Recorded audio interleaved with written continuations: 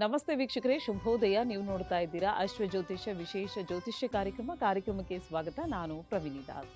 ವೀಕ್ಷಕರೇ, ನಿಮಗೆಲ್ಲ ಗೊತ್ತಿರೋ ಹಾಗೆ ನಮ್ಮ ಕಾರ್ಯಕ್ರಮದ ಮುಖಾಂತರವಾಗಿ ಇವತ್ತಿನ ಪಂಚಾಂಗ ಮತ್ತು ಗ್ರಹಗತಿಗಳು ಯಾವ ರೀತಿಯಾಗಿದೆ, ಜೊತೆಗೆ ಒಟ್ಟಾರೆ 12 ರಾಶಿಗಳ ಫಲಾನುಫಲ ಅಂದರೆ ದಿನ ಭವಿಷ್ಯ ಯಾವ ರೀತಿಯಾಗಿದೆ, ಯಾವ ರಾಶಿಗೆ ಶುಭ, ಯಾರಿಗೆ ಅಶುಭ, 12 ರಾಶಿಗಳ ಕಂಪ್ಲೀಟ್ ಮಾಹಿತಿ, ಇದರೊಟ್ಟಿಗೆ ಇವತ್ತಿನ ದಿನ ವಿಶೇಷತೆಯಲ್ಲಿ ನವಗ್ರಹಗಳ ಪೂಜೆ ಕುರಿತಾಗಿ ತಿಳ್ಕೊಳ್ಳೋಣ. ಮನೆಯಲ್ಲಿ ನವಗ್ರಹಗಳ ಪೂಜೆಗಳನ್ನು ಮಾಡಬಹುದಾ, ಯಾವ ರೀತಿ ಮಾಡಬೇಕಾಗತ್ತೆ, ಇನ್ನು ಯಾವ ಯಾವ ಧಾನ್ಯಗಳನ್ನು ಇಟ್ಟು ಪೂಜೆಯನ್ನು ಮಾಡಬೇಕಾಗತ್ತೆ, ಈ ಪೂಜೆಗಳ ಫಲಗಳು ಯಾವ ರೀತಿ ಆಗಿರುತ್ತೆ, ಇದರ ಕುರಿತಾಗಿ ಒಂದಷ್ಟು ಮಾಹಿತಿಯನ್ನು ನೀಡಲಿಕ್ಕೆ ಇವತ್ತು ನಮ್ಮೊಟ್ಟಿಗೆ ಇದ್ದಾರೆ ಆಧ್ಯಾತ್ಮಿಕ ಚಿಂತಕರು, ಖ್ಯಾತ ಜ್ಯೋತಿಷಿಗಳು ಆಗಿರುವಂತಹ ಶ್ರೀ ಆಚಾರ್ಯ ಗುರುಜಿಯವರು. ಮೊದಲನೇದಾಗಿ ಗುರುಜಿಯವರನ್ನ ನಮ್ಮ ಕಾರ್ಯಕ್ರಮಕ್ಕೆ ಬರಮಾಡ್ಕೊಳ್ಳೋಣ. ಗುರುಗಳೇ ನಮಸ್ತೆ, ಕಾರ್ಯಕ್ರಮಕ್ಕೆ ಸ್ವಾಗತ. ನಮಸ್ತೆ. ಗುರು ಬ್ರಹ್ಮ ಗುರುರ್ ವಿಷ್ಣು ಗುರುದೇವೋ ಮಹೇಶ್ವರ, ಗುರು ಸಾಕ್ಷಾತ್ ಪರಬ್ರಹ್ಮ, ತಸ್ಮೈ ಶ್ರೀ ಗುರವೇ ನಮಃ.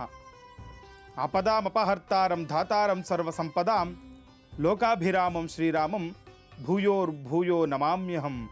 ಮನೋಜವನ್ ಮಾರುತತುಲ್ಯವೇಗಂ ಜಿತೇಂದ್ರಿಯಂ ಬುದ್ಧಿಮತಾನ್ ವರಿಷ್ಠಂ, ವಾತಾತ್ಮಜನ್ ವಾನರಯೂಥ ಮುಖ್ಯಂ, ಶ್ರೀರಾಮಧೂತಂ ಶಿರಸಾ ನಮಾಮಿ. ಜೈ ಶ್ರೀಮನ್ನಾರಾಯಣ. ಇನ್ನು ವೀಕ್ಷಕರೇ, ಮೊದಲನೇದಾಗಿ ಇವತ್ತಿನ ಪಂಚಾಂಗ ಮತ್ತು ಗ್ರಹಗತಿಗಳು ಯಾವ ರೀತಿಯಾಗಿದೆ ತಿಳ್ಕೊಳ್ಳೋಣ. ಗುರುಗಳೇ, ಇವತ್ತಿನ ಪಂಚಾಂಗದ ಕುರಿತಾಗಿ ತಿಳಿಸ್ಕೊಡಿ. ಎಂದಿನಂತೆ ದಿನ ಪಂಚಾಂಗವನ್ನು ತಿಳಿದು ನಡೆಯುವುದು ನಮ್ಮ ಪೂರ್ವಜರಿಂದ ಬಂದಂತಹ ವಾಡಿಕೆ ಆಗಿದೆ. ಹಾಗಾಗಿ ನಿತ್ಯವೂ ಕೂಡ ಇವತ್ತಿನ ತಿಥಿ, ವಾರ, ನಕ್ಷತ್ರ, ಯೋಗ ಕರ್ಣಾದಿಗಳನ್ನು ತಿಳಿದು ಇವತ್ತಿನ ಶುಭಾಶುಭ ಕಾರ್ಯಗಳನ್ನು ನಾವು ನಡೆಸ್ಕೊಂಡಾಗ ನಮಗೆ ಅನುಕೂಲಗಳಾಗುವಂಥದ್ದು. ಹಾಗಾಗಿ ಇವತ್ತಿನ ತಿಥಿ, ವಾರ, ನಕ್ಷತ್ರ ಎಲ್ಲವನ್ನು ಕೂಡ ನೋಡೋಣ. ಕ್ರೋಧಿನಾಮ ಸಂವತ್ಸರ, ದಕ್ಷಿಣಾಗಿನ ವರುಷ ಋತು, ಭಾದ್ರಪದ ಮಾಸ. ನೋಡಿ, ಇವತ್ತು ವಿಶೇಷವಾಗಿ ನಮಗೆ ಭಾದ್ರಪದ ಮಾಸದ ಕೃಷ್ಣ ಪಕ್ಷದಲ್ಲಿದ್ದೀವಿ. ವಿಶೇಷವಾಗಿ ಕೃಷ್ಣ ಪಕ್ಷ ಪ್ರಥಮ ತಿಥಿ ಆಗಿರುತ್ತೆ. ಗುರುವಾರ ದಿನ ಬಂದಂತೂ ಪಾಡ್ಯಮ ತಿಥಿ ಇವತ್ತು. ಅಂದರೆ ಕೃಷ್ಣ ಪಕ್ಷದ ಪೌರ್ಣಮಿಯ ತದ ನಂತರ ಇವತ್ತು ದ್ವಿತೀಯ ಕೂಡ ಇರುವಂಥದ್ದು ಇವತ್ತು ವಿಶೇಷವಾಗಿ ನೋಡ್ಬೋದಾಗಿದೆ. ಹಾಗೆ ನಾವು ಎಂದಿನಂತೆ ರಾಹುಕಾಲ, ಗುಳಿಕ ಕಾಲ ಮತ್ತು ಯಮಗಂಡ ಕಾಲವನ್ನು ಕೂಡ ನಾವು ನೋಡ್ಕೊಳ್ತಾ ಬರ್ತಾ ಇದ್ದೀವಿ. ನೋಡಿ, ಈ ರಾಹುಕಾಲ ಮತ್ತು ಗುಳಿಕ ಕಾಲ ಮತ್ತು ಯಮಗಂಡ ಕಾಲಗಳನ್ನು ನೋಡಿ ನಾವು ಕೆಲವೊಂದು ವಿಶೇಷವಾಗಿರುವಂತಹ ಪೂಜಾ ವಿಧಿವಿಧಾನಗಳನ್ನು ಪ್ರಾರಂಭ ಮಾಡಬೇಕಾಗಲಿ ಅಥವಾ ಪ್ರಯಾಣಾದಿ ಯೋಗಗಳು, ಎಲ್ಲಾದರೂ ನಾವು ಹೊರಗಡೆ ಪ್ರಯಾಣ ಮಾಡಬೇಕು ಅಂದ್ಕೊಂಡಿದ್ರೆ ಇವೆಲ್ಲವಕ್ಕೂ ಕೂಡ ನಾವು ನಿತ್ಯವೂ ಈ ರಾಹುಕಾಲ, ಗುಳಿಕ ಕಾಲಗಳನ್ನು ಮತ್ತು ಯಮಗಂಡ ಕಾಲವನ್ನು ತಿಳಿದು ನಾವು ನಡೆಯುವುದು ತುಂಬ ವಿಶೇಷವಾದಂತಹ ಸಮಯ ಆಗಿರುತ್ತೆ. ಹಾಗಾಗಿ ಇವತ್ತಿನ ರಾಹುಕಾಲ, ಗುಳಿಕ ಕಾಲ, ಯಮಗಂಡ ಕಾಲವನ್ನು ನೋಡಿದಾಗ ನೋಡಿ, ಬೆಳಗ್ಗೆ ಪ್ರಾತಃ ಕಾಲ ರಾಹುಕಾಲ ಬಂದು ಮಾಧ್ಯಾಯಿಕ ಕಾಲದಲ್ಲಿ 1 ಗಂಟೆ 46 ನಿಮಿಷದಿಂದ 3 ಗಂಟೆ 15 ನಿಮಿಷದವರೆಗೆ ಇವತ್ತು ರಾಹುಕಾಲ ಇರುವಂಥದ್ದು. ಹಾಗೆ ಯಮಗಂಡ ಕಾಲ ಪ್ರಾತಃ ಕಾಲದಲ್ಲಿ 6 ಗಂಟೆ 9 ನಿಮಿಷದಿಂದ 7 ಗಂಟೆ 40 ನಿಮಿಷದವರೆಗೆ ಯಮಗಂಡ ಕಾಲ. ನೋಡಿ, ಇವತ್ತು ವಿಶೇಷವಾಗಿ ಸೂರ್ಯೋದಯಕ್ಕೆ ಯಮಗಂಡ ಕಾಲ ಇರುವಂಥದ್ದು ನೋಡ್ಬೋದು. ಹಾಗೆ ಗುಳಿಕ ಕಾಲ 9 ಗಂಟೆ 11 ನಿಮಿಷದಿಂದ 10 ಗಂಟೆ 42 ನಿಮಿಷದವರೆಗೆ ಇವತ್ತು ಗುಳಿಕ ಕಾಲವನ್ನು ನೋಡ್ಬೋದಾಗಿದೆ. ಹಾಗೆ ಎಂದಿನಂತೆ ಪ್ರಾತಃ ಕಾಲದ ಬ್ರಾಹ್ಮಿ ಮುಹೂರ್ತವನ್ನು ಕೂಡ ನಾವು ತಿಳ್ಕೊಬೇಕಾಗುತ್ತೆ. ಯಾವುದಾದ್ರೂ ಯಜ್ಞ ಯಾಗಾದಿಗಳನ್ನು ಮಾಡುವಂಥವ್ರು, ಜಪತಪ ಹೋಮಗಳನ್ನು ಮಾಡುವಂಥವ್ರು, ಮಂತ್ರಸಿದ್ಧಿ ಮಾಡಿಕೊಳ್ಳುವಂಥವ್ರಿಗೆ ತುಂಬ ವಿಶೇಷವಾದಂತಹ ಪ್ರಶಸ್ತವಾದಂತಹ ಸಮಯ ಈ ಬ್ರಾಹ್ಮಿ ಮುಹೂರ್ತ. ಪ್ರಾತಃ ಕಾಲದಲ್ಲಿ 4 ಗಂಟೆ 34 ನಿಮಿಷದಿಂದ 5 ಗಂಟೆ 22 ನಿಮಿಷದವರೆಗೆ ವಿಶೇಷವಾಗಿರುವಂತಹ ಪ್ರಾತಃ ಕಾಲದ ಈ ಒಂದು ಶುಭ ಲಗ್ನ ಆಗಿರುತ್ತೆ ಬ್ರಾಹ್ಮಿ ಮುಹೂರ್ತ. ಈ ಒಂದು ಸಮಯದಲ್ಲಿ ನೀವು ವಿಶೇಷವಾಗಿ ಕೆಲಸ ಕಾರ್ಯಗಳನ್ನು ಮಾಡ್ಕೊಳ್ಳಿ, ಮತ್ತು ಯಾವುದೇ ರೀತಿಯ ಜಪತಪ ಹೋಮಾದಿಗಳನ್ನು ಮಾಡ್ಕೊಳ್ಳಿ, ಅನುಕೂಲಗಳಾಗುವಂಥದ್ದು ನೋಡ್ಬೋದು. ಹಾಗೆ ಸೂರ್ಯೋದಯ ಮತ್ತು ಸೂರ್ಯಾಸ್ತಮವನ್ನು ನೋಡಿದಾಗ ಸೂರ್ಯೋದಯ ಪ್ರಾತಃ ಕಾಲದಲ್ಲಿ 6 ಗಂಟೆ 9 ನಿಮಿಷಕ್ಕೆ ಸೂರ್ಯೋದಯ ಆದರೆ ಸೂರ್ಯಾಸ್ತಮವು ಸಂಜೆ 6 ಗಂಟೆ 19 ನಿಮಿಷಕ್ಕೆ ಸೂರ್ಯಾಸ್ತಮವನ್ನು ನಾವು ಇವತ್ತು ಈ ದಿನದ ವಿಶೇಷವಾಗಿ ನೋಡ್ಬೋದಾಗಿದೆ. ಇನ್ನು ವೀಕ್ಷಕರೇ, 12 ರಾಶಿಗಳ ಕಂಪ್ಲೀಟ್ ಭವಿಷ್ಯವನ್ನು ತಿಳ್ಕೊಳ್ಳೋಣ. ಅಂದರೆ ಒಟ್ಟಾರೆ 12 ರಾಶಿಗಳಿವೆ. 12 ರಾಶಿಗಳ ಫಲಾನುಫಲ ಯಾವ ರೀತಿಯಾಗಿದೆ, ಯಾವ ರಾಶಿಗೆ ಶುಭ, ಯಾರಿಗೆ ಅಶುಭ, ಇದ್ರ ಬಗ್ಗೆ ಒಂದಷ್ಟು ಮಾಹಿತಿಯನ್ನು ಗುರುಜಿಯವರು ನಮಗೆ ತಿಳಿಸ್ಕೊಡ್ತಾರೆ. ಗುರುಗಳೇ, 12 ರಾಶಿಗಳ ಫಲಾನುಫಲ ಯಾವ ರೀತಿಯಾಗಿದೆ ತಿಳಿಸ್ಕೊಡಿ. ಮೇಷ, ವೃಷಭ, ಮಿಥುನ, ಕಟಕ, ಸಿಂಹ, ಕನ್ಯಾ, ತುಲಾ, ವೃಶ್ಚಿಕ, ಧನಸ್ಸು, ಮಕರ, ಕುಂಭ, ಮೀನ. ಈ 12 ರಾಶಿಗಳೇ ನಮ್ಮ ಎಲ್ಲ ನೋಡಿ, ಯಾವುದೇ ನಕ್ಷತ್ರಗಳು ಮತ್ತು ಯಾವುದೇ ರಾಶಿ ಕುಂಡಲಿನ ನೋಡಿದಾಗ ಈ ಪ್ರಮುಖವಾಗಿ ದ್ವಾದಶ ರಾಶಿಗಳ ಮುಖಾಂತರವಾಗಿ ನಾವು ಕೆಲವೊಂದು ನಾವು ಅವ ಫಲಾನುಫಲಗಳನ್ನು ತಿಳಿಸುವಂಥದ್ದಾಗುತ್ತೆ. ಹಾಗಾಗಿ ನಿತ್ಯವೂ ಕೂಡ ಇವತ್ತಿನ ದ್ವಾದಶ ರಾಶಿ ಫಲಾನುಫಲಗಳು ಯಾವ ರೀತಿ ಇದೆ, ಯಾವೆಲ್ಲ ರಾಶಿಗಳಿಗೆ ಒಳಿತಿದೆ ಮತ್ತು ಯಾವೆಲ್ಲ ರಾಶಿಗಳಿಗೆ ಏನೇನು ಅನಾನುಕೂಲಗಳಿದೆ ಅವೆಲ್ಲವನ್ನು ತಿಳಿದು ಇವತ್ತು ಯಾವ ರೀತಿ ದಿನವನ್ನು ನಾವು ಕಳಿಬೇಕು ಅಂತ ನಾವು ತಿಳಿದು ಮುನ್ನಡೆದಾಗ ನಮಗೆ ಅನುಕೂಲಗಳಾಗುವಂಥದ್ದು ನೋಡ್ಬೋದು. ಹಾಗಾಗಿ ಇವತ್ತು ಪ್ರಾತಃ ಕಾಲದಲ್ಲಿ ನೋಡಿ, ಇವತ್ತು ನಾವು ಹೇಳ್ತಾ ಇದ್ದೀವಿ ಪ್ರಥಮ ರಾಶಿ ಮೇಷರಾಶಿ. ಶ್ರಮಕ್ಕೆ ತಕ್ಕ ಪ್ರತಿಫಲ ದೊರಕುವಂಥದ್ದು ನೋಡಿ. ಮೇಷರಾಶಿಯವ್ರಿಗೆ ಏನಂತ ಹೇಳುತ್ತೆ, ಶ್ರಮಕ್ಕೆ ತಕ್ಕ ಪ್ರತಿಫಲ. ತುಂಬ ಜನ ಹೇಳ್ತಾ ಇರ್ತಾರೆ ನೋಡಿ, ಯಾವಾಗಲೂ ಕೆಲಸಗಳು ಮಾಡ್ತಾ ಇರ್ತೀವಿ, ತುಂಬ ಕಷ್ಟ ಬೀಳ್ತಾ ಇರ್ತೀವಿ, ಆದರೆ ನಮಗೇನು ಅನುಕೂಲಗಳಾಗಲ್ಲ ಅಂತ. ಆದರೆ ಇವತ್ತು ಮೇಷರಾಶಿಯವರಿಗೆ ತುಂಬ ವಿಶೇಷವಾದಂತಹ ದಿನ. ನೀವು ಮಾಡುವ ಕೆಲಸ ಕಾರ್ಯಕ್ಕೆ ಅದಕ್ಕೆ ತಕ್ಕಂಥ ಪ್ರತಿಫಲ ನಿಮಗೆ ಇವತ್ತು ಸಿಗುವಂಥದ್ದು. ಹಾಗೆ ಹಣಕಾಸಿನ ವಿಚಾರದಲ್ಲಿ ಹಾಗೂ ಲೇವಾದೇವಿ ವ್ಯವಹಾರದಲ್ಲಿ ಎಚ್ಚರಿಕೆ ಅಗತ್ಯ ಇರುವಂಥದ್ದು. ಯಾವುದೇ ರೀತಿಯ ಲೇವಾದೇವಿ ವ್ಯವಹಾರ ಮಾಡಬೇಕು, ಏನೋ ಹಣ ಕೊಡೋದು ಅಥವಾ ತೆಗೆದುಕೊಳ್ಳುವಂಥದ್ದು ಅಥವಾ ಬಡ್ಡಿ ಗಿಡ್ಡಿ ವ್ಯವಹಾರ ಮಾಡ್ತಾ ಇರ್ತಾರಲ್ಲ, ಇವರು ಹಣದ ವಿಚಾರದಲ್ಲಿ ಏನೇ ಇದ್ರೂ ಕೂಡ ಸ್ವಲ್ಪ ಎಚ್ಚರಿಕೆಯಿಂದ ಇವತ್ತು ನೀವು ವ್ಯವಹಾರ ಮಾಡಬೇಕಾಗುತ್ತೆ. ಹಾಗೆ ಚಿನ್ನಾಭರಣಗಳ ವ್ಯಾಪಾರಗಳು ಕೂಡ ಹೆಚ್ಚಿನ ಲಾಭ ಇರುವಂಥದ್ದು. ಯಾರ್ಯಾರು ಈ ಮೇಷರಾಶಿಯವರು ಚಿನ್ನಾಭರಣಗಳ ವ್ಯಾಪಾರ ಮಾಡ್ತಾ ಇರ್ತೀರಾ ಅಥವಾ ಚಿನ್ನಾಭರಣದಿಂದ ಕೆಲಸಗಳು ಮಾಡ್ತಾ ಇರ್ತಾರೆ, ಇವರೆಲ್ಲರಿಗೂ ಕೂಡ ತುಂಬ ವಿಶೇಷವಾದಂತಹ ದಿನ. ಇವತ್ತು ಹೆಚ್ಚಿನ ಲಾಭ ತರುವಂತಹ ದಿನ ಆಗಿರುತ್ತೆ ಮೇಷರಾಶಿಯವರಿಗೆ. ಹಾಗೆ ವೃಷಭ ರಾಶಿ, ಹಂತವಾಗಿ ಸಮಸ್ಯೆಗಳಿಗೆ ಪರಿಹಾರ ದೊರಕುವಂಥದ್ದು ನೋಡಿ. ನಿಮಗೆ ತುಂಬ ಯಾವುದೋ ಒಂದು ಸಮಸ್ಯೆ ಕಾಡ್ತಾ ಇರುತ್ತೆ, ತುಂಬ ದಿನಗಳಿಂದ ದೇವರಲ್ಲಿ ಕೂಡ ಮೊರೆ ಹೋಗಿರ್ತೀರಾ, ಯಾವುದು ನಿಮಗೆ ಅದರಿಂದ ಅನುಕೂಲಗಳಾಗಿರಲ್ಲ. ಆದರೆ ಇವತ್ತಿಂದ ನೋಡಿ ನಿಮಗೆ ಹಂತವಾಗಿ ಆ ಸಮಸ್ಯೆಗೆ ನಿಮಗೆ ಅನುಕೂಲ ಆಗುವಂಥದ್ದು, ಪರಿಹಾರ ದೊರಕುವಂಥದ್ದು ಕೂಡ ಕಾಣ್ತಾ ಇದೆ ವೃಷಭ ರಾಶಿಯವರಿಗೆ. ಉತ್ತಮ ಆರೋಗ್ಯವಾಗಿರುವುದು ಮತ್ತು ಕೆಲವರಿಗೆ ಹೊಸದಾಗಿ ಕೆಲಸ ಕೂಡ ದೊರಕುವಂಥದ್ದು. ಯಾರು ಕೆಲಸಗಳು ಮಾಡಬೇಕು ಅಂದ್ಕೊಂಡಿರ್ತಾರೆ, ತುಂಬ ದಿವಸದಿಂದ ಕೆಲಸ ಯಾವುದು ಸಿಕ್ಕಿರಲ್ಲ ಅಂಥವ್ರಿಗೂ ಕೂಡ ಇವತ್ತು ವೃಷಭ ರಾಶಿಯವರಿಗೆ ಹೊಸದಾಗಿ ಕೆಲಸ ಕೂಡ ಸಿಗುವಂತಹ ಅನುಕೂಲಗಳು ಕೂಡ ಇವತ್ತು ಹೆಚ್ಚಾಗುವ ಸಾಧ್ಯತೆ ಕೂಡ ಇರುವಂಥದ್ದು. ಹಾಗೆ ಮಿಥುನ ರಾಶಿ, ಕಠಿಣ ಪರಿಶ್ರಮದಿಂದ ಕಾರ್ಯದಲ್ಲಿ ಯಶಸ್ಸು ಸಿಗುವಂಥದ್ದು ನೋಡಿ. ತುಂಬ ಕಷ್ಟಪಟ್ಟು ಯಾವಾಗ ನಾವು ಕೆಲಸಗಳನ್ನು ಮಾಡ್ತೀವಿ ಆವಾಗ ಯಶಸ್ಸು ನೋಡಿ, ಕಟ್ಟಿಟ್ಟ ಬುತ್ತಿ ಅಂತ ಹೇಳ್ತಾರೆ. ಯಾವಾಗ ನಾವು ಕೆಲಸವನ್ನು ಶ್ರದ್ಧೆಯಿಂದ ಮಾಡ್ತೀವಿ ನಮಗೆ ಅನುಕೂಲ ಆಗುತ್ತೆ. ಹಾಗಾಗಿ ನೀವು ಮಾಡುವ ಕೆಲಸ ಕಾರ್ಯದಲ್ಲಿ ಶ್ರಮ ವಹಿಸಿ ಮಾಡಿ, ನಿಮಗೆ ಅನುಕೂಲ ಆಗುತ್ತೆ. ಹಾಗೆ ಬಂಧು ಮಿತ್ರರ ಆಗಮನದಿಂದ ಮನಸ್ಸಿಗೆ ನೆಮ್ಮದಿ ಸಿಗುವಂಥದ್ದು. ಮನೆಯಲ್ಲಿ ಯಾವುದೋ ಒಂದು ಬಂಧು ಮಿತ್ರರ ಆಗಮ ಆಗುವಂಥದ್ದು ಕೂಡ ನೋಡ್ಬೋದು. ಅಂದರೆ ಯಾರೋ ದೂರದ ಸಂಬಂಧಿಗಳು ನಿಮಗೆ ಬಂದು ಅದರಿಂದ ನಿಮಗೆ ನೆಮ್ಮದಿಯ ವಾತಾವರಣ ಇವತ್ತು ಸೃಷ್ಟಿಯಾಗುವಂಥದ್ದು ಕೂಡ ನಾವು ಮಿಥುನ ರಾಶಿಯವರಿಗೆ ನೋಡ್ಬೋದು. ಹಾಗೆ ಗಣಪತಿಯ ಆರಾಧನೆ ಮುಂದುವರಿಸೋದು. ಯಾರೋ ಈ ಗಣಪತಿಯ ಆರಾಧನೆ ಮಾಡ್ಕೊಳ್ಳಿ, ನಿಮಗೆ ಅನುಕೂಲಗಳಾಗುವಂಥದ್ದು. ಮತ್ತು ಯಾವುದೋ ಒಂದು ವ್ಯಾಪಾರನ ಉದ್ಯೋಗ ಪ್ರಾರಂಭ ಮಾಡಬೇಕು ಅಂದ್ಕೊಂಡಿರ್ತೀರಲ್ಲ, ಗಣಪತಿಯ ಆರಾಧನೆ ಮುಂದುವರಿಸಿ ನಿಮಗೆ ಅನುಕೂಲಗಳಾಗುತ್ತೆ. ಹಾಗೆ ಕರ್ಕಾಟಕ ರಾಶಿ, ಅನಿರೀಕ್ಷಿತವಾಗಿ ಅಧಿಕಾರ ಹಾಗೂ ಉನ್ನತ ಹುದ್ದೆಗಳ ನಿಮ್ಮನ್ನು ಹುಡುಕಿ ಬರುವಂಥದ್ದು ನೋಡಿ. ಕಟಕ ರಾಶಿಯವರಿಗೆ ವಿಶೇಷವಾಗಿ ಏನು ಹೇಳುತ್ತೆ, ಯಾವುದೋ ಒಂದು ತುಂಬ ನಿಮಗೆ ನೋಡಿ, ಕೆಲವರಿಗೆ ಎಷ್ಟೋ ಚೆನ್ನಾಗೆಲ್ಲ ಓದ್ಬಿಟ್ಟಿರ್ತಾರೆ, ಅವರಿಗೆ ಅವರ ಯೋಗ್ಯತೆಗೆ ತಕ್ಕಂತಹ ಕೆಲಸಗಳು ಇರಲ್ಲ. ಹಾಗಾಗಿ ಇವತ್ತು ಕಟಕ ರಾಶಿಯವ್ರಿಗೆ ಏನಾಗುತ್ತೆ, ನಿಮ್ಮನ್ನು ಹುಡುಕಿಕೊಂಡು ಬರುವಂತಹ ನೀವು ಏನು ಓದಿಕೊಂಡಿರ್ತೀರ, ನಿಮಗೆ ಏನು ಅರ್ಹತೆ ಇದೆ, ನಿಮ್ಮ ಅರ್ಹತೆಗೆ ತಕ್ಕಂತಹ ಕೆಲಸ ಇವತ್ತು ಹುಡುಕಿಕೊಂಡು ಬರುವಂತಹ ನಿರೀಕ್ಷೆ ಕೂಡ ಮಾಡ್ಬೋದು. ಹಾಗೆ ನ್ಯಾಯಾಲಯದಲ್ಲಿ ಏನಾದರೂ ಕೇಸುಗಳಿದ್ರೆ, ಅಂದರೆ ಏನಾದರೂ ಈ ಕೋರ್ಟು ಕಚೇರಿಗಳಲ್ಲಿ ಏನಾದರೂ ನಿಮಗೆ ಕೇಸುಗಳಿರುವಂಥದ್ದು, ವ್ಯಾಜ್ಯಗಳಿರುವಂಥದ್ದು ಇದ್ದರೂ ಕೂಡ ಅದರಿಂದ ನಿಮಗೆ ತೀರ್ಮಾನವಾಗುವಂಥದ್ದು ನಿಮ್ಮಂತೆ ನೋಡಿ. ಇವತ್ತು ವಿಶೇಷವಾಗಿರುವಂಥ ದಿನ ನಿಮಗಾಗಿರುತ್ತೆ. ಆ ಕೋರ್ಟು ಕಚೇರಿಗಳಲ್ಲಿ ಏನೇ ತೊಂದರೆಗಳಿದ್ರೂ ಕೂಡ ನಿಮ್ಮಂತೆ ಆಗುವಂತಹ ಲಕ್ಷಣಗಳು ಕೂಡ ಕಾಣ್ತಾ ಇದೆ. ಹಾಗೆ ವಿವಾಹ ಸಂಬಂಧಿ ಮಾತುಕತೆ ಅರ್ಧಕ್ಕೆ ನಿಲ್ಲುವಂಥದ್ದು. ಏನಾದರೂ ಈ ನೋಡಿ, ವಿವಾಹ ಸಂಬಂಧವಾಗಿ ಏನಾದರೂ ಮಾತುಕತೆ ಆಗಿದ್ದರೆ ಅದು ಇವತ್ತು ಅರ್ಧಕ್ಕೆ ನಿಲ್ಲುವಂಥದ್ದು ಕೂಡ ಕಾಣ್ತಾ ಇದೆ. ಇವತ್ತೇನಾದರೂ ವಿವಾಹ ಸಂಬಂಧಿತ ನೀವೇನೋ ಮಾತಾಡಬೇಕು ಅಂದ್ಕೊಂಡಿದ್ರು ಕೂಡ ಇವತ್ತು ಅದನ್ನ ಇಲ್ಲಿಗೆ ನಿಲ್ಲಿಸೋದು ನಿಮಗೆ ಅನುಕೂಲ ಆಗುತ್ತೆ ಕಟಕ ರಾಶಿಯವರಿಗೆ. ಹಾಗೆ ಸಿಂಹ ರಾಶಿ, ಸ್ನೇಹಿತರ ಬೆಂಬಲವಿದ್ದರೂ ವ್ಯವಹಾರದಲ್ಲಿ ಕಟ್ಟುನಿಟ್ಟಾಗಿರಬೇಕಾಗುತ್ತೆ ನೋಡಿ. ಸಿಂಹ ರಾಶಿಯವರಿಗೆ ಯಾರೋ ಜೊತೆಯಲ್ಲಿ ಕೆಲಸ ಮಾಡ್ತಾ ಇರ್ತೀರಾ, ಅವ್ರದ್ದೆಷ್ಟೇ ಸಹಕಾರ ಇದ್ದರೂ ಕೂಡ ನೀವು ಮಾಡುವ ಕೆಲಸದಲ್ಲಿ ಕಟ್ಟುನಿಟ್ಟಾಗಿರಬೇಕಾಗುತ್ತೆ. ಯಾಕಂದರೆ ಯಾವುದೇ ಕೆಲಸ ಮಾಡಿ ಯಾವಾಗ ನಾವು ಕಟ್ಟುನಿಟ್ಟಾಗಿರ್ತೀವಿ ಆ ಕೆಲಸ ಅದರಿಂದ ನಮ್ಗೆ ಹಣ ಬರುವಂಥದ್ದು, ಧನಲಾಭ ಆಗುವಂಥದ್ದು ಕೂಡ ನೋಡ್ಬೋದು. ಹಾಗೆ ಪರಿಶ್ರಮದಿಂದ ಯಶಸ್ಸು ಗೌರವ ಉಂಟಾಗುವಂಥದ್ದು. ನೀವೆಷ್ಟು ಪರಿಶ್ರಮ ಪಟ್ಟು ಕೆಲಸ ಮಾಡ್ತೀರಾ ಅದರಿಂದ ನಿಮಗೆ ಯಶಸ್ಸು ಸಿಗುವಂಥದ್ದು ಕೂಡ ನೋಡ್ಬೋದು. ಅದರಿಂದ ಗೌರವ ಕೂಡ ಹೆಚ್ಚಾಗುವಂಥದ್ದು ಕೂಡ ನಾವು ಸಿಂಹರಾಶಿಯವರಿಗೆ ನೋಡ್ಬೋದು. ಅದು ಹಾಗೆ ಮನೆಯ ಮಂಗಳ ಕಾರ್ಯಕ್ಕೆ ಮುಂದಾಳತ್ವ ಕೂಡ ವಹಿಸುವಂಥದ್ದು ಕೂಡ ನಿಮ್ಮಲ್ಲಿ ಇವತ್ತು ವಿಶೇಷವಾದಂತಹ ದಿನ ಆಗಿರುತ್ತೆ. ಏನೋ ಒಂದು ವಿಶೇಷ ಕಾರ್ಯಕ್ರಮನೋ ಮನೆಯಲ್ಲಿ ಏನೋ ಶುಭ ಕಾರ್ಯ ಮಾಡಬೇಕು ಅಂದ್ಕೊಂಡಿರ್ತೀರಾ, ನೀವು ಮುಂದಾಳತ್ವದಿಂದ ಕೆಲಸ ಮಾಡಿ ಎಲ್ಲರಿಗೂ ಕೂಡ ಮನೆಯವರಿಗೂ ಕೂಡ ತುಂಬ ವಿಶೇಷವಾಗಿ ಅನುಕೂಲಗಳು ಕೂಡ ನಾವು ಸಿಂಹರಾಶಿಯವರಿಗೆ ನೋಡ್ಬೋದು. ಹಾಗೆ ಕನ್ಯಾ ರಾಶಿ, ಸಹೋದರರಿಂದ ಸಕಾಲಿಕ ನೆರವು ದೊರಕುವಂಥದ್ದು ನೋಡಿ. ಅಣ್ಣ ತಮ್ಮಂದಿರಾಗಲಿ ಅಥವಾ ಅಕ್ಕ ತಂಗಿಯರಿಂದ ಇವತ್ತು ಸಕಾಲಿಕವಾಗಿ ನಿಮಗೆ ನೆಮ್ಮದಿ ಸಿಗುವಂಥದ್ದು ಕೂಡ ನೋಡ್ಬೋದು.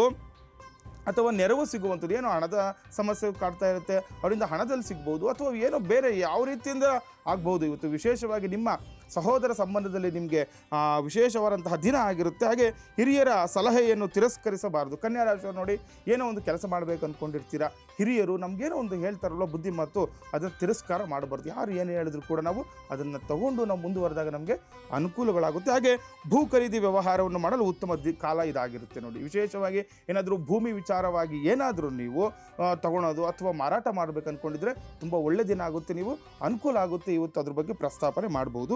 ಹಾಗೆ ತುಲಾರಾಶಿಯವರಿಗೆ, ವಿದ್ಯಾರ್ಥಿಗಳಿಗೆ ವಿದ್ಯಾಭ್ಯಾಸದಲ್ಲಿ ಪ್ರಗತಿ ಕಾಣುವಂಥದ್ದು ನೋಡಿ. ಇವತ್ತು ತುಲಾರಾಶಿಯವರಿಗೆ ಯಾರ್ಯಾರು ವಿದ್ಯಾರ್ಥಿಗಳು ಇರ್ತೀರಾ, ಇವತ್ತು ವಿಶೇಷವಾದಂತಹ ದಿನ ನಿಮಗಾಗಿರುತ್ತೆ. ಮಾಡುವ ವಿದ್ಯಾಭ್ಯಾಸದಲ್ಲಿ ನಿಮಗೆ ಪ್ರಗತಿ ಕೂಡ ಕಾಣುವಂಥದ್ದಾಗಿರುತ್ತೆ. ಹಾಗೆ ಕೃಷಿ ಕೈಗಾರಿಕಾ ಕ್ಷೇತ್ರದಲ್ಲಿ ಲಾಭಾಂಶ ಹೆಚ್ಚಳವಾಗುವಂಥದ್ದು. ಯಾರ್ಯಾರು ಕೃಷಿಗಳಲ್ಲಿ ಕೆಲಸ ಮಾಡ್ತಾ ಇರ್ತೀರಾ ಮತ್ತು ಕೈಗಾರಿಕೆಗಳಲ್ಲಿ ಕೆಲಸ ಮಾಡ್ತಾ ಇರ್ತೀರಾ, ಇವರಿಗೆಲ್ಲರಿಗೂ ಕೂಡ ಇವತ್ತು ವಿಶೇಷವಾಗಿ ಲಾಭಾಂಶ ಅಂದರೆ ಲಾಭ ಸಿಗುವಂಥದ್ದು, ಹಣ ಗಳಿಕೆ ಆಗುತ್ತೆ. ತುಂಬ ಒಳ್ಳೆಯ ದಿನ ಇವತ್ತು ಆಗಿರುತ್ತೆ ನಿಮಗೆ ತುಲಾರಾಶಿಯವರಿಗೆ. ಹಾಗೆ ಹಣಕಾಸಿನ ಪರಿಸ್ಥಿತಿ ಕೂಡ ತುಂಬ ಉತ್ತಮವಾಗಿರುತ್ತೆ. ಮತ್ತು ಹಾಗೆ ಇವತ್ತು ನೀವೇನೇ ಕೆಲಸ ಮಾಡಿದ್ರು ಕೂಡ ಅದರ ಧನಾಗಮನ ನಿರೀಕ್ಷೆ ಕೂಡ ನೀವು ತುಲಾರಾಶಿಯವರು ಮಾಡಬಹುದು. ಹಾಗೆ ವೃಶ್ಚಿಕ ರಾಶಿ, ಕೆಲಸದ ಸ್ಥಳದಲ್ಲಿ ಉತ್ಸಾಹದಾಯಕ ಹಾಗೂ ಚೈತನ್ಯದಾಯಕ ಪ್ರಚೋದಕ ಬೆಳವಣಿಗೆಗಳು ಉಂಟಾಗುವಂಥದ್ದು. ಮಾಡುವ ಎಲ್ಲಾದರೂ ನೀವು ಕೆಲಸ ಮಾಡ್ತಾಯಿರಿ, ಯಾವುದೇ ಒಂದು ಕ್ಷೇತ್ರದಲ್ಲಿ ಆಗಲಿ ನೀವೇನೇ ಕೆಲಸ ಮಾಡ್ತಿರ್ತಾರೆ, ಇವತ್ತು ನೋಡಿ ತುಂಬ ಉತ್ಸಾಹದಾಯಕವಾಗಿರುತ್ತೆ, ತುಂಬ ಚೈತನ್ಯದಾಯಕವಾಗಿ ನೀವು ಇವತ್ತು ಕೆಲಸ ಮಾಡ್ತೀರಿ ನೋಡಿ. ಏನು ಕೆಲಸ ಕೊಟ್ಟರು ಕೂಡ ನೀವು ಶ್ರದ್ಧಾ ಭಕ್ತಿಯಿಂದ ಮಾಡಿದಾಗ ನಿಮಗೆ ಅನುಕೂಲಗಳು ಅಭಿವೃದ್ಧಿ ಆಗುವಂಥದ್ದು.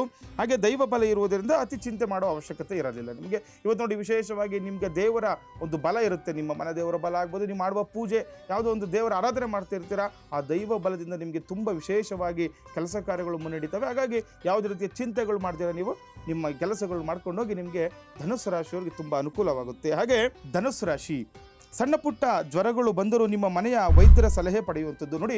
ಧನುಸ್ಸು ರಾಶಿಯವರಿಗೆ ಏನಾದರೂ ಇವತ್ತು ನಿಮ್ಗೆ ಏನಾದರೂ ತೊಂದರೆ ಕಾಣಿಸಿದ್ರೆ ಅಂದರೆ ಅಥವಾ ಏನೋ ಸಣ್ಣ ಪುಟ್ಟ ಜ್ವರ ಬರುವಂಥದ್ದು, ಏನೇ ತೊಂದರೆ ಕಾಣಿಸಿದ್ರು ಕೂಡ ನೀವು ಇವತ್ತು ವೈದ್ಯರ ಬಳಿ ತೆರಳುವುದು ನಿಮಗೆ ತುಂಬ ಅವಶ್ಯಕವಾಗಿರುತ್ತೆ. ಅದರಿಂದ ಅನುಕೂಲಗಳು ಇಲ್ಲ ಅಂದರೆ ನೋಡಿ, ನಿರ್ಲಕ್ಷ್ಯ ಮಾಡಿದರೆ ಅದರಿಂದ ತುಂಬ ಅನಾನುಕೂಲಗಳು ಆಗುವಂಥದ್ದು ಕೂಡ ನಾವು ನೋಡಬಹುದಾಗಿದೆ ಧನುಸ್ಸು ರಾಶಿಯವರಿಗೆ. ಹಾಗೆ ನಿಮಗೆ ಸಹಾಯ ಸಹಕಾರ ನೀಡಿದ ಗುರು ಹಿರಿಯರನ್ನು ಗೌರವಿಸಿ ಮುಂದೆ ಉತ್ತಮ ದಿನಗಳಿರುವಂಥದ್ದು. ಯಾರೇ ಆಗಲಿ ಗುರು ಹಿರಿಯರನ್ನು ನೀವು ಯಾವಾಗ ಗೌರವಿಸ್ತೀರಾ ನಿಮಗೆ ಅದರಿಂದ ತುಂಬ ವಿಶೇಷವಾಗಿ ನಮಗೆ ಫಲಗಳು ಸಿಗುವಂಥದ್ದು. ಅವರ ಆಶೀರ್ವಾದದಿಂದ ಮಾಡುವ ಕೆಲಸ ಕಾರ್ಯದಲ್ಲಿ ಮುಂದೆ ನಮಗೆ ತುಂಬ ಉತ್ತಮವಾದಂತಹ ದಿನಗಳನ್ನು ಕೂಡ ನಾವು ನೋಡ್ಬೋದಾಗಿದೆ ಧನುಸ್ಸು ರಾಶಿಯವರಿಗೆ. ಹಾಗೆ ಮಕರ ರಾಶಿ, ದಿಢೀರಾಗಿ ಅನೇಕ ಸಮಸ್ಯೆಗಳು ಎದುರಾಗುವವು. ಅಂದರೆ ನೋಡಿ, ನೀವು ಮಕರ ರಾಶಿಯವರಿಗೆ ಯಾವುದೋ ಒಂದು ಕೆಲಸನೋ ಕಾರ್ಯನೋ ಅಥವಾ ವ್ಯಾಪಾರ ಸ್ಥಳದಲ್ಲಿ ಎಲ್ಲೋ ಇರ್ತೀರಾ, ತುಂಬನೇ ನಿಮ್ಗೆ ಗೊತ್ತೇ ಇರಲ್ಲ, ಆಗ ಆ ರೀತಿಯಾಗಿ ಯಾವುದೋ ಒಂದು ಸಮಸ್ಯೆಗಳು ಎದುರಾಗುವಂಥದ್ದು ಕೂಡ ನಾವು ಇವತ್ತು ನೋಡ್ಬೋದಾಗಿದೆ. ಹಾಗೆ ಮನೆಯ ಮಂದಿಯೊಂದಿಗೆ ದೂರದ ಬಂಧುಗಳ ಭೇಟಿ ಕೂಡ ಆಗುವಂಥದ್ದು ಮಕರ ರಾಶಿಯವರಿಗೆ. ಜೊತೆಯಲ್ಲಿ ನಿಮ್ಮ ಸಂಬಂಧಿಕರ ಜೊತೆಯಲ್ಲಿ ದೂರದ ಸಂಬಂಧಿಕರ ಭೇಟಿಯಾಗುವಂತಹ ಲಕ್ಷಣಗಳು ಕೂಡ ಕಾಣ್ತಾ ಇದೆ. ಅದರಿಂದ ಅನುಕೂಲಗಳು ಹೆಚ್ಚಾಗುತ್ತೆ. ನೋಡಿ, ಯಾವುದಾದ್ರೂ ಎಲ್ಲೋ ಹೋಗಬೇಕು, ಮನೇಲಿ ಕರೀತಾರೆ, ಎಲ್ಲೋ ಹೋಗೋಣ ಬನ್ನಿ ಥರ ಯಾವುದೇ ಮಾತುಕತೆಗಾಗಲಿ ಇವತ್ತು ಹೋಗಿ ನಿಮಗೆ ತುಂಬ ಉತ್ತಮವಾದಂತಹ ದಿನ ಮಕರ ರಾಶಿಯವರಿಗಾಗಿರುತ್ತೆ. ಮಕ್ಕಳಿಂದ ಅಧಿಕ ಸಹಕಾರ ಕೂಡ ದೊರಕುವಂಥದ್ದು. ಯಾರಿಗೆ ಮಕ್ಕಳಿರ್ತಾರೆ ಅಲ್ಲಿ ಅವರಿಂದ ಕೂಡ ನಮಗೆ ಇವತ್ತು ಯಾವುದೋ ವ್ಯಾಪಾರ ಕ್ಷೇತ್ರದಲ್ಲಿ ಆಗಲಿ ಅಥವಾ ಉದ್ಯೋಗ ಕ್ಷೇತ್ರಕ್ಕೆ ನಿಮಗೆ ಅಧಿಕವಾಗಿ ಲಾಭಾಂಶ ಸಿಗುವಂಥದ್ದು.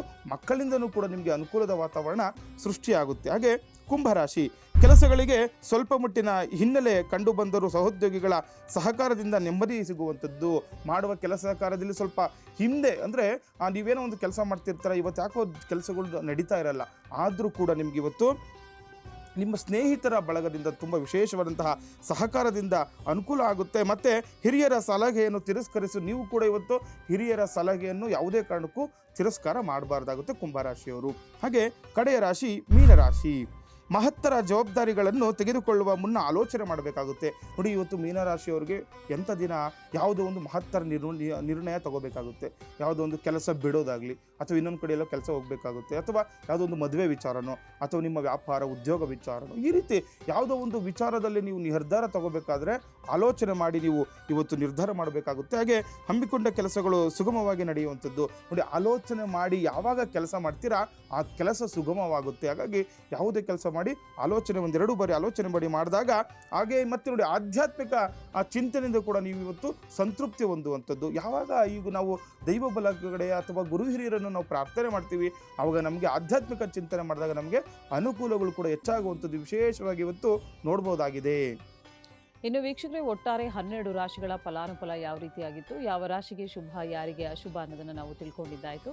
ಇನ್ನು ಗುರೂಜಿಯವ್ರನ್ನ ನೀವು ನೇರವಾಗಿ ಬಂದು ಭೇಟಿ ಆಗಬೇಕು, ನಿಮ್ಮೆಲ್ಲ ಸಮಸ್ಯೆಗಳಿಗೆ ಪರಿಹಾರ ಮಾರ್ಗವನ್ನು ಕಂಡುಕೊಳ್ಬೇಕು, ಜಾತಕವನ್ನು ಬರೆಸಬೇಕು, ಜಾತಕದ ವಿಶ್ಲೇಷಣೆಯನ್ನು ಮಾಡಿಕೊಳ್ಬೇಕು, ಅಥವಾ ಮನೆಯಲ್ಲಿ ಶುಭ ಕಾರ್ಯಗಳು ನಡೆಯುತ್ತೆ. ಸೊ ಈ ರೀತಿಯಾದಂಥ ವಿಚಾರಗಳಿಗೆ ಗುರೂಜಿಯವ್ರನ್ನ ನೇರವಾಗಿ ಸಂಪರ್ಕಿಸಲಿಕ್ಕೆ ಅವಕಾಶವಿದೆ. ಗುರೂಜಿಯವರು ಇದೇ ಬೆಂಗಳೂರಿನ ಅಂಚೆಪಾಳ್ಯದಲ್ಲಿ ಅವರ ಕಚೇರಿ ಇದೆ. ನೇರವಾಗಿ ಹೋಗಿ ಭೇಟಿಯಾಗಿ ನಿಮ್ಮೆಲ್ಲ ಸಮಸ್ಯೆಗಳಿಗೆ ಪರಿಹಾರವನ್ನು ಕಂಡುಕೊಳ್ಬಹುದು ಅಂತ ಹೇಳ್ತಾ ಕಾರ್ಯಕ್ರಮದಲ್ಲಿ ಪುಟ್ಟದೊಂದು ವಿರಾಮ.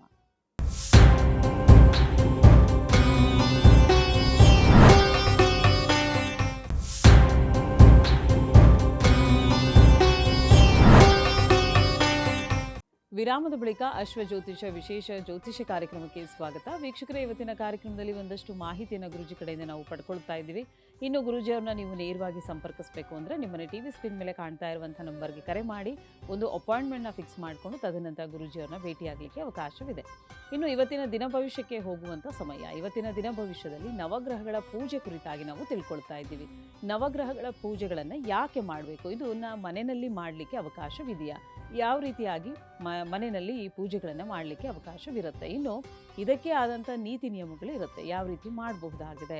ಸೊ ಇದರ ಕುರಿತಾಗಿ ಜೊತೆಗೆ ಯಾವ ಯಾವ ಧಾನ್ಯಗಳನ್ನು ಇಟ್ಟು ಪೂಜೆಯನ್ನು ಮಾಡಬೇಕಾಗತ್ತೆ, ಇದರೊಟ್ಟಿಗೆ ಒಂದಷ್ಟು ಮಾಹಿತಿಯನ್ನು ನೀಡ್ತಾ ಇದ್ದಾರೆ ಗುರೂಜಿಯವರು. ಗುರೂಜಿ, ಇವತ್ತಿನ ಕಾರ್ಯಕ್ರಮದಲ್ಲಿ ದಿನ ವಿಶೇಷತೆಯಲ್ಲಿ ನವಗ್ರಹಗಳ ಪೂಜೆ ಕುರಿತಾಗಿ ತಿಳಿಸ್ಕೊಡ್ತೀನಿ ಅಂತ ಹೇಳಿದ್ರಿ.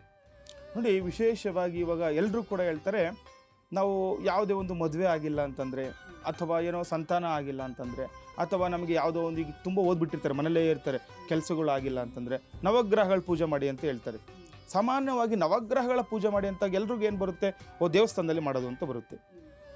ಮನೇಲಿ ಕೂಡ ಮಾಡ್ಬೋದು. ಯಾವ ರೀತಿ ಮಾಡ್ಬೋದು, ಅದಕ್ಕೆ ತಿಳ್ಕೊಂಡು ಮಾಡಬೇಕು ಅಂತ ಹೇಳ್ತಾರೆ. ನೋಡಿ, ಒಂದೊಂದು ಗ್ರಹಗಳಿಗೂ ಕೂಡ ಒಂದೊಂದು ಧಾನ್ಯಗಳನ್ನು ಶಾಸ್ತ್ರದಲ್ಲಿ ನಿರ್ಣಯ ಮಾಡಿದ್ದಾರೆ.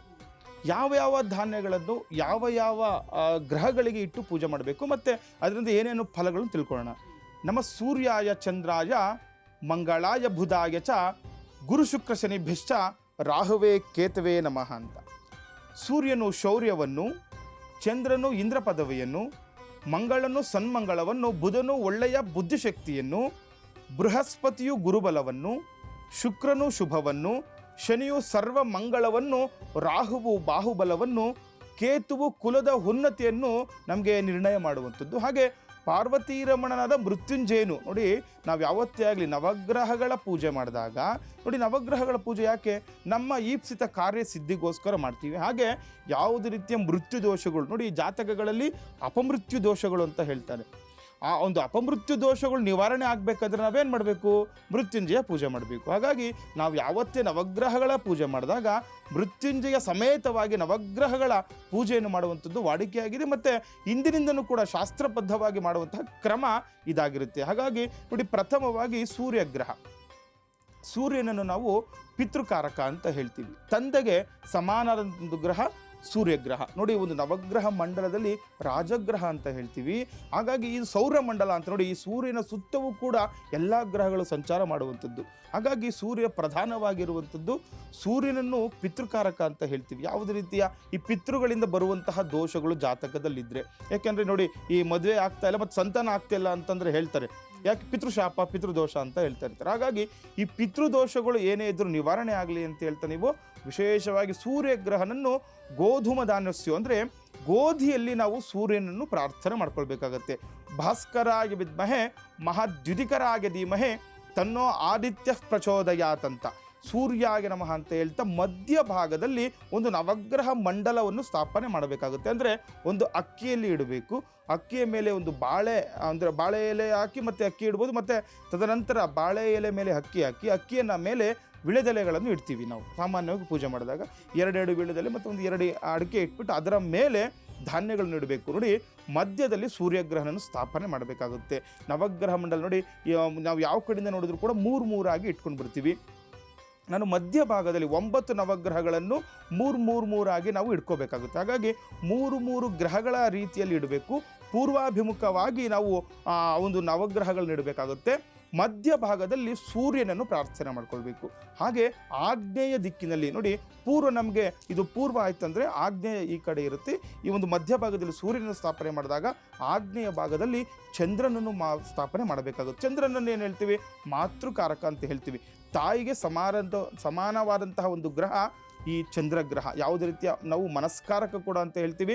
ಮನಸ್ಸಿಗೆ ಸಂಬಂಧಪಟ್ಟಂತಹ ಏನೇ ತೊಂದರೆಗಳಿದ್ದರೆ ಮತ್ತು ತಾಯಿಯಿಂದ ಬಂದಂತಹ ಏನೇ ದೋಷಗಳಿದ್ದರೂ ಕೂಡ ನಿವಾರಣೆ ಆಗಿ, ನಮ್ಮಿಂದ ಬಂದಂತಹ ಏನೇ ತೊಂದರೆಗಳು ದೋಷಗಳು ಎಲ್ಲವೂ ಕೂಡ ನಿವಾರಣೆ ಆಗಿ, ಮಾತೃವಿನ ನಮಗೆ ಅವರ ಅನುಗ್ರಹ, ಅವರ ಕೃಪಾಶೀರ್ವಾದ ನಮಗೆ ಸಿಗಲಿ, ಮಾತೃವಿನ ಆಶೀರ್ವಾದ ನಮಗೆ ಇರಲಿ ಅಂತ ಹೇಳ್ತಾ ಚಂದ್ರನನ್ನು ಪ್ರಾರ್ಥನೆ ಮಾಡ್ಕೊಳ್ತಾ ಅಕ್ಕಿಯಲ್ಲಿ ಚಂದ್ರಗ್ರಹನನ್ನು ಆಗ್ನೇಯ ದಿಕ್ಕಿನಲ್ಲಿ ಪೂಜೆ ಮಾಡ್ಕೊಳ್ಬೇಕಾಗುತ್ತೆ. ಹಾಗೆ ನೋಡಿ, ಚಂದ್ರನಿಗೆ ಏನು ಮಂತ್ರ? ವಿಶೇಷವಾಗಿರುವಂತಹ ಚಂದ್ರ ಜಪವನ್ನು ಮಾಡಬೇಕು. ಓಂ ಚಂದ್ರಾಯ ನಮಃ ಅಂತ, ಆತ್ರೇಯಸಾಯ ವಿದ್ಮಹೆ ರೋಹಿಣೀಶಾಯ ಧೀಮಹಿ ತನ್ನಶ್ಚಂದ್ರ ಪ್ರಚೋದಯಾತ್ ಅಂತ ಈ ಒಂದು ಮಂತ್ರವನ್ನು ಹೇಳಿ ಮನೆಯಲ್ಲೂ ಕೂಡ ನೀವು ವಿಶೇಷವಾಗಿ ಆಗ್ನೇಯ ದಿಕ್ಕಿನಲ್ಲಿ ಚಂದ್ರನನ್ನು ಪೂಜೆ ಮಾಡ್ಕೊಳ್ಬೋದು. ಹಾಗೆ ಅಂಗಾರಕ ನೋಡಿ, ಸೂರ್ಯ ಆಯಿತು, ಚಂದ್ರ ಆಯಿತು, ತದನಂತರ ತಂದೆ ತಾಯಿ ಆದ ನಂತರ ಬರುವುದು ಯಾರು? ಅಣ್ಣ ತಮ್ಮಂದಿರು, ಅಕ್ಕ ತಂಗಿಯರಲ್ಲಿ ಯಾರಿಗಾದರೂ ಅಣ್ಣ ತಮ್ಮಂದಿರಲ್ಲಿ ತೊಂದರೆಗಳಾಗಿದ್ದರೆ ಅಥವಾ ಅಕ್ಕ ತಂಗಿಯರಲ್ಲಿ ತೊಂದರೆಗಳಾಗಿದ್ದರೆ ಇವರು ವಿಶೇಷವಾಗಿ ಕುಜಗ್ರಹನನ್ನು ಪ್ರಾರ್ಥನೆ ಮಾಡ್ಕೊಳ್ಬೇಕು. ಓಂ ಕುಜಾಯ ನಮಃ ಅಂತ ಹೇಳ್ತಾ ವಿಶೇಷವಾಗಿ ನೀವು ಯಾವ ದಿಕ್ಕಲ್ಲಿ ಇಡಬೇಕು ನೋಡಿ, ಸೂರ್ಯನಿಂದ ದಕ್ಷಿಣ ದಿಕ್ಕಿನಲ್ಲೇ ನೀವು ಇಡಬೇಕಾಗುತ್ತೆ. ದಕ್ಷಿಣಕ್ಕೆ ಈ ಒಂದು ಕುಜಗ್ರಹನನ್ನು ಪ್ರಾರ್ಥನೆ ಮಾಡ್ಕೊಳ್ತಾ ಕುಜನನ್ನು ಆರಾಧನೆ ಮಾಡಿ ನಿಮಗೆ ವಿಶೇಷವಾಗಿ ಅನುಕೂಲಗಳಾಗುವಂಥದ್ದು. ಹಾಗೆ ವಿಶೇಷವಾಗಿ ನೋಡಿ, ಬುಧಗ್ರಹನನ್ನು ಕೂಡ ಆರಾಧನೆ ಮಾಡುವಂಥದ್ದು. ಬುಧಗ್ರಹ ಯಾವತ್ತೂ ಕೂಡ ಈಶಾನ್ಯ ದಿಕ್ಕಿನಲ್ಲಿ ಇರಬೇಕಾಗುತ್ತೆ. ಇದು ಸೂರ್ಯನಿಂದ ಈಶಾನ್ಯ ಕೋಣೆಯಲ್ಲಿ ಬುಧನನ್ನು ಪ್ರಾರ್ಥನೆ ಮಾಡ್ಕೊಳ್ಳಿ. ಓಂ ಬುಧಾಗೆ ನಮಃ ಅಂತ ಹೇಳ್ತಾ ರೋಹಿಣೀಶಾಯ ವಿದ್ಮಹೆ ಪೀತವರ್ಣಾಗ ಧೀಮಹಿ ತನ್ನೋ ಬುಧ ಪ್ರಚೋದಯಾತ್ ಅಂದರೆ ಬುದ್ಧಿಕಾರಕ, ಮಕ್ಕಳಲ್ಲಿ ಒಳ್ಳೆಯ ಒಂದು ಬುದ್ಧಿಶಕ್ತಿ ಕೊಡಲಿ ದೇವರು ಭಗವಂತ ಅಂತ ಹೇಳ್ತಾ ಮಕ್ಕಳಿಗೆ ವಿದ್ಯಾಭ್ಯಾಸದಲ್ಲಿ ಪ್ರಗತಿ ಆಗಲಿ ಅಂತ ಹೇಳ್ತಾ ನೀವು ವಿಶೇಷವಾಗಿ ನೀವು ಏನು ಬುಧಗ್ರಹನನ್ನು ಆರಾಧನೆ ಮಾಡ್ಕೊಳ್ಳಿ ಸೂರ್ಯನಿಂದ ಈಶಾನ್ಯ ಕೋಣೆಯಲ್ಲಿ. ಹಾಗೆ ಸೂರ್ಯನಿಂದ ಉತ್ತರ ದಿಕ್ಕಿಗೆ ನೀವೇನು ಮಾಡ್ಕೋಬೇಕು? ನೀವು ವಿಶೇಷವಾಗಿ ಬೃಹಸ್ಪತಿಯನ್ನು ಪ್ರಾರ್ಥನೆ ಮಾಡ್ಕೋಬೇಕಾಗುತ್ತೆ. ಅಂದರೆ ಗುರುಗ್ರಹ ನೋಡಿ, ಯಾವುದೇ ರೀತಿಯ ವಿದ್ಯಾಭ್ಯಾಸಕ್ಕೆ ಮತ್ತು ಪುತ್ರ ಸಂತಾನಕ್ಕೆ ಮತ್ತು ಧನ ಪ್ರಾಪ್ತಿಗೋಸ್ಕರ ಬೃಹಸ್ಪತಿಯನ್ನು ಪ್ರಾರ್ಥನೆ ಮಾಡ್ಕೊಳ್ಳಿ. ಹಾಗೆ ಮಕ್ಕಳಿಗೆ ಒಂದು ಒಳ್ಳೆಯ ಗುರುಗಳು ಸಿಗಲಿ ಅಂತ ಹೇಳ್ತಾ ನೋಡಿ, ಯಾವಾಗ ಒಳ್ಳೆಯ ಗುರುಗಳು ಸಿಗ್ತಾರೆ ಮಕ್ಕಳಲ್ಲಿ ವಿದ್ಯಾಭ್ಯಾಸ ಆಸಕ್ತಿ ಕೂಡ ಹೆಚ್ಚಾಗಿರುವಂಥದ್ದು. ಹಾಗಾಗಿ ನೀವು ಸೂರ್ಯನಿಂದ ಉತ್ತರ ದಿಗ್ಭಾಗಿನಲ್ಲಿ ನೀವು ವಿಶೇಷವಾಗಿ ಬೃಹಸ್ಪತಿಯನ್ನು ಆರಾಧನೆ ಮಾಡ್ಕೊಳ್ಳಿ, ನಮಗೆ ಎಲ್ಲವೂ ಕೂಡ ಅನುಕೂಲ ಆಗುತ್ತೆ. ಹಾಗೆ ಶುಕ್ರನನ್ನು ಸೂರ್ಯನಿಂದ ಪ್ರಾಗ್ದಿಗ್ಭಾಗೆ ಸೂರ್ಯನ ಮುಂಭಾಗದಲ್ಲಿ ಶುಕ್ರನನ್ನು ಇಟ್ಕೋಬೇಕಾಗುತ್ತೆ. ಅವರೇ ಕಾಳಿನಲ್ಲಿ ಶುಕ್ರನನ್ನು ಪ್ರಾರ್ಥನೆ ಮಾಡ್ಕೊಳ್ಳಿ. ಯಾವುದೇ ರೀತಿಯ ಭೂ ವಿಚಾರವಾಗಿ ನೋಡಿ, ಒಂದು ಮನೆ ಕಟ್ಟಬೇಕಂದ್ರೆ ಶುಕ್ರಗ್ರಹ ಜಾತಕದಲ್ಲಿ ಚೆನ್ನಾಗಿರಬೇಕು ಅಂತ ಹೇಳುತ್ತೆ ಶಾಸ್ತ್ರ. ಮತ್ತು ಒಂದು ಅಲಂಕಾರಿಕ ವಸ್ತು ತಗೋಬೇಕು ನೋಡಿ, ನಮ್ಮ ಹತ್ರ ಎಷ್ಟೇ ದುಡ್ಡಿದ್ರೂ ಕೂಡ ನಾವು ಒಂದು ಒಳ್ಳೆ ಬಟ್ಟೆ ಹಾಕ್ಲಿಕ್ಕೆ ಆಗ್ತಾ ಇರಲ್ಲ. ಈ ರೀತಿ ಶುಕ್ರಗ್ರಹ ಜಾತಕದಲ್ಲಿ ಏನಾದರೂ ನೀಚನಾಗಿದ್ದರೆ, ಹಾಗಾಗಿ ಶುಕ್ರನನ್ನು ಪ್ರಾರ್ಥನೆ ಮಾಡ್ಕೊಳ್ಳಿ. ಜಾತಕದಲ್ಲಿ ಏನಾದರೂ ನೀಚನಾಗಿದ್ದರೂ ಕೂಡ ನಮಗೆ ಆ ಶುಕ್ರಗ್ರಹ ಅನುಕೂಲ ಮಾಡಲಿ ಅಂತ ಹೇಳ್ತಾ ಪ್ರಾಗ್ ದಿಗ್ಭಾಗದಲ್ಲಿ ಅಂದರೆ ಪೂರ್ವಕ್ಕೆ ನೀವು ಶುಕ್ರನನ್ನು ಪ್ರಾರ್ಥನೆ ಮಾಡ್ಕೊಳ್ಬೇಕು. ಹಾಗೆ ನೋಡಿ, ಸೂರ್ಯನಿಂದ ಪಶ್ಚಿಮ ದಿಕ್ಕಿನಲ್ಲಿ ನಾವು ಶನೇಶ್ವರನನ್ನು ಪ್ರಾರ್ಥನೆ ಮಾಡ್ಕೊಳ್ಬೇಕಾಗುತ್ತೆ. ನೋಡಿ, ಯಾವುದೇ ರೀತಿಯ ಶನಿ ದೋಷ, ಶನಿ ಕಾಟ, ಪಂಚಮ ಶನಿ, ಅಷ್ಟಮ ಶನಿ ದೋಷಗಳು ಏನೇ ಇದ್ದರೂ ಕೂಡ ನಮಗೆ ಜಾತಕದಲ್ಲಿ ನಿವಾರಣೆ ಆಗಲಿ, ಯಾವುದೇ 7.5 ಇದ್ದರೂ ಕೂಡ ನಮಗೆ ಅದರಿಂದ ತೊಂದರೆಗಳಾಗದಿರೋ ನಮಗೆ ಅನುಕೂಲಗಳಾಗಲಿ ಅಂತ ಹೇಳ್ತಾ ತಿಲದಲ್ಲಿ ನಾವು ಶನೇಶ್ವರನನ್ನು ಛಾಯಾತ್ಮಜಾಯ ವಿದ್ಮಹೆ ನೀಲವರ್ಣಾಗಿ ಧೀಮಹೆ ತನ್ನ ಶೌರಿಫ್ ಪ್ರಚೋದಯಾತ್ ಅಂತ ಶನೇಶ್ವರನನ್ನು ಪ್ರಾರ್ಥನೆ ಮಾಡ್ಕೊಳ್ಳಿ. ಯಾವುದೇ ರೀತಿಯ ಶನಿ ದೋಷ ಇದ್ದರೂ ಕೂಡ ನಿವಾರಣೆ ಆಗುವಂಥದ್ದು. ಹಾಗೆ ನೋಡಿ, ನಾವು ಇನ್ನು ಮತ್ತೆ ರಾಹು ಮತ್ತು ಕೇತು ಗ್ರಹಗಳು ನೋಡಿ, ಈ ರಾಹು ಮತ್ತು ಕೇತು ಗ್ರಹಗಳನ್ನು ನಾವು ಛಾಯಾಗ್ರಹಗಳಂತ ಹೇಳ್ತೀವಿ. ನಮಗೆ ಕಣ್ಣಿಗೆ ಗೋಚರ ಆಗಲ್ಲ, ನೆರಳಲ್ಲಿ ಅವರ ಚಲನವಲನಗಳಿಂದ ನಾವು ಫಲಾನುಫಲಗಳನ್ನು ತಿಳಿಸುವಂಥದ್ದು. ನೋಡಿ, ಯಾವುದೇ ರೀತಿಯ ಸರ್ಪದೋಷಗಳು ಜಾತಕದಲ್ಲಿ ಇದ್ದರೂ ಕೂಡ ನಿವಾರಣೆ ಆಗಲಿ ಅಂತ ಹೇಳ್ತಾ ನಾವು ಏನು ಮಾಡಬೇಕು? ರಾಹು ಮತ್ತು ಕೇತು ಗ್ರಹಗಳು ನೋಡಿ, ನಮಗೆ ಗೊತ್ತಿಲ್ಲದಂಗೆ ಹಾವುಗಳ ಮೇಲೆ ಒಂದು ಗಾಡಿ ಹಚ್ಬಿಟ್ಟಿರ್ತೀವಿ, ಅಥವಾ ಯಾರೋ ಹಾವು ಹೊಡೆದ್ಬಿಟ್ಟಿರ್ತಾರೆ, ಅಥವಾ ಹಾವು ಹೊಡೆದು ನಾನು ನೋಡಿರ್ತೀವಿ. ಇವೆಲ್ಲವೂ ಕೂಡ ದೋಷಗಳು ನಮ್ಮ ಮೇಲೆ ಪರಿಣಾಮ ಬೀಳ್ತಾ ಇರುತ್ತೆ. ಹಾಗಾಗಿ ಈ ರಾಹು ಮತ್ತು ಕೇತು ಗ್ರಹಗಳನ್ನು ಪ್ರಾರ್ಥನೆ ಮಾಡ್ಕೊಳ್ಳಿ. ಯಾವುದೇ ರೀತಿಯ ನವಗ್ರಹ ದೋಷ ಇದ್ರೂ ಕೂಡ ನಿವಾರಣೆ ಆಗಲಿ ಅಂತ ಹೇಳ್ತಾ ವಿಶೇಷವಾಗಿ ಆದಿತ್ಯನ ನವಗ್ರಹಗಳನ್ನು ಪ್ರಾರ್ಥನೆ ಮಾಡ್ಕೊಳ್ತಾ, ಜೊತೆಗೆ ಮೃತ್ಯುಂಜಯ, ಯಾವುದೇ ರೀತಿಯ ಮೃತ್ಯು ದೋಷ, ಮೃತ್ಯು ಶಾಪ ನಮಗೆ ಇದ್ರೂ ಕೂಡ ನಿವಾರಣೆ ಆಗಲಿ ಅಂತ ಹೇಳ್ತಾ ವಾಹನ ಮೃತ್ಯು, ಸರ್ಪ ಮೃತ್ಯು, ವ್ಯಾಳ ಮೃತ್ಯು, ಪೈಶಾಚ ಮೃತ್ಯು, ಕ್ಷುದ್ರ ಮೃತ್ಯು, ಅಕಾಲಿಕ ಮೃತ್ಯು ದೋಷಗಳು ಜಾತಕದಲ್ಲಿ ಏನೇ ಇದ್ರೂ ನಿವಾರಣೆ ಆಗಲಿ ಅಂತ ಹೇಳ್ತಾ ಮೃತ್ಯುಂಜಯ ಸಮೇತವಾಗಿ ನವಗ್ರಹಗಳನ್ನು ಪೂಜೆ ಮಾಡ್ಕೊಳ್ಳಿ, ಎಲ್ಲರಿಗೂ ಕೂಡ ಅನುಕೂಲ ಆಗುತ್ತೆ. ಗುರುಗಳೇ, ಇದುವರೆಗೂ ಕಾರ್ಯಕ್ರಮದಲ್ಲಿ ಭಾಗವಹಿಸಿ ಸಾಕಷ್ಟು ಮಾಹಿತಿಯನ್ನು ನಮಗೆ ತಿಳಿ ಹೇಳಿದ್ದೀರಾ. ಧನ್ಯವಾದಗಳು. ಲೋಕ ಸಮಸ್ತ ಸುಖಿನೋ ಭವಂತು, ಸಮಸ್ತ ಸನ್ಮಂಗಳಾನಿ ಭವಂತು. ಹರೇ ಶ್ರೀನಿವಾಸ. ಇನ್ನು ವೀಕ್ಷಕರೇ, ಗುರೂಜಿಯವ್ರನ್ನ ನೀವು ನೇರವಾಗಿ ಬಂದು ಭೇಟಿ ಆಗಬೇಕು ಅಂದರೆ ಬೆಂಗಳೂರಿನ ಅಡ್ರೆಸ್ ನಿಮ್ಮ ಟಿವಿ ಸ್ಕ್ರೀನ್ ಮೇಲೆ ಬರ್ತಾ ಇದೆ, ನೋಟ್ ಮಾಡ್ಕೊಳ್ಳಿ ಅಂತ ಹೇಳ್ತಾ ಇವತ್ತಿನ ಕಾರ್ಯಕ್ರಮವನ್ನು ಮುಕ್ತಾಯಗೊಳಿಸ್ತಾ ಇದ್ದೀವಿ. ಮತ್ತೆ ನಿಮ್ಮ ಭೇಟಿ ಮುಂದಿನ ಸಂಚಿಕೆಯಲ್ಲಿ. ಧನ್ಯವಾದಗಳು.